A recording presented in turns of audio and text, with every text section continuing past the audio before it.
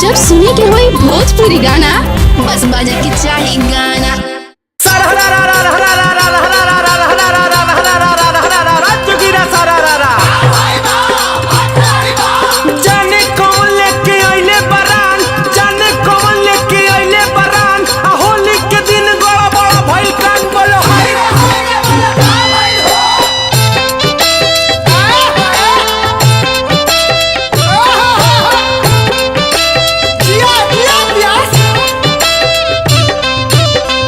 पिया के पिछु करिया हो लहंगा में फंस के, अरे टूटल पिया के पिछु करिया हो लहंगा में फंस के।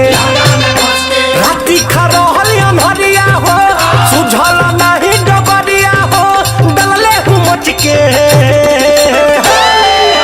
टूटल पिया के पिछु करिया हो लहंगा में फंस के, टूटल पिया के पिछु करिया हो लहंगा में फंस के।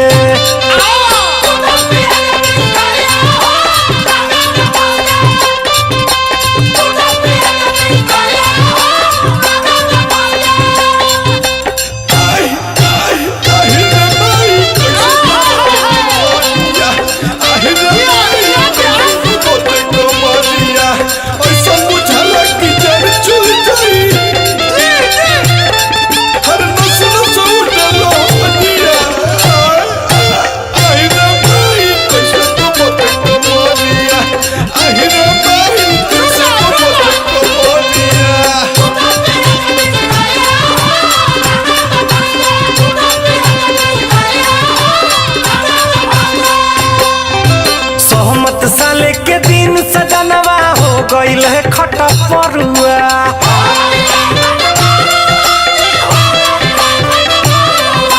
दोहरद नाने आइल के तनो मोलनी तेल करुआ।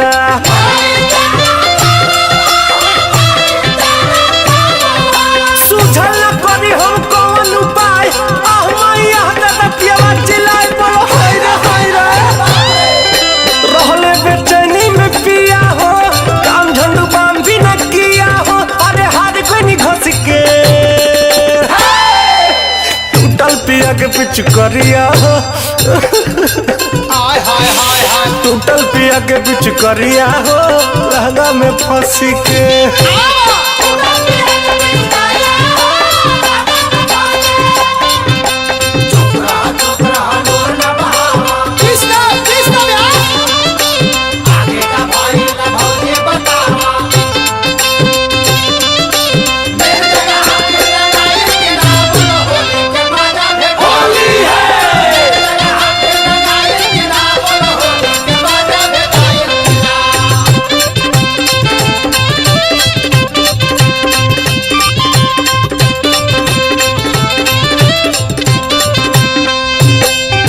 मंजी मित्र रितेश के कॉलेज भजिल बहुते,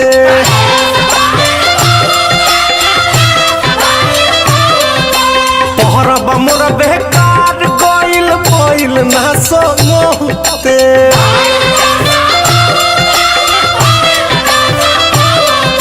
मारे में मजा मिलल बाटे साजा फगुआ में फरका फेंका गइल रजे बोल हाय रे दादा। दोनों हाथ धके कमरिया हो घरवा से जाके बहरिया हो रोबेल कसी के।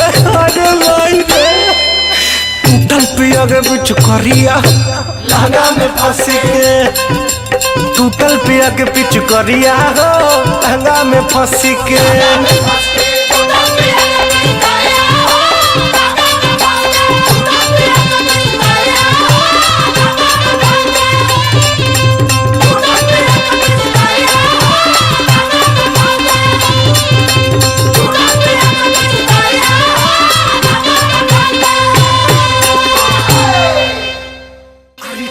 पिया के पिछु करिया हो लहंगा में फंस के, राती खरोहल अनहरिया हो सुझल नहीं डबरिया हो डलले हूँ मच के।